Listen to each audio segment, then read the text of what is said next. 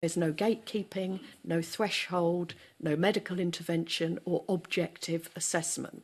Living as a woman, as I've already said, gives rise to the sorts of stereotyping we've spoken about. What does living as a woman mean? I don't know. What does it mean to live as a woman? I often spend an entire semester talking to my students about what does it mean to live as a woman. That is an incredibly complicated question.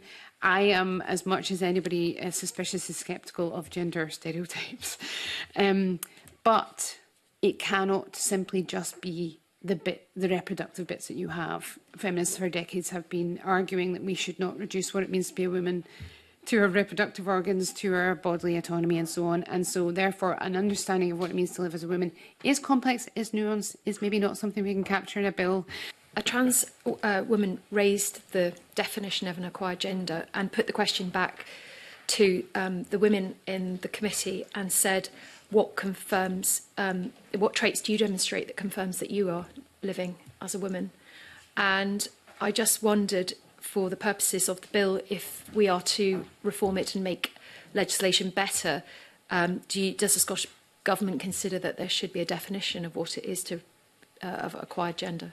Living in the acquired gender generally means living your daily life in a gender that is different from your gender recorded at birth.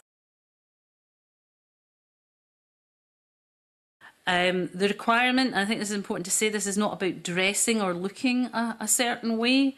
It's about the ways a person may demonstrate their lived gender to others. So ultimately, interpretation, is...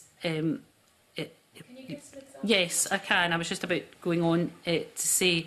So consistently using titles and pronouns in line with the acquired gender, updating official documents such as a driving licence or passport, updating utility bills or bank accounts, updating the gender marker on official documents such as a driving licence or passport, describing themselves and being described by others in written or other communication in line with the acquired gender, using a name associated with the acquired gender, although change of name is of course a personal choice and not required,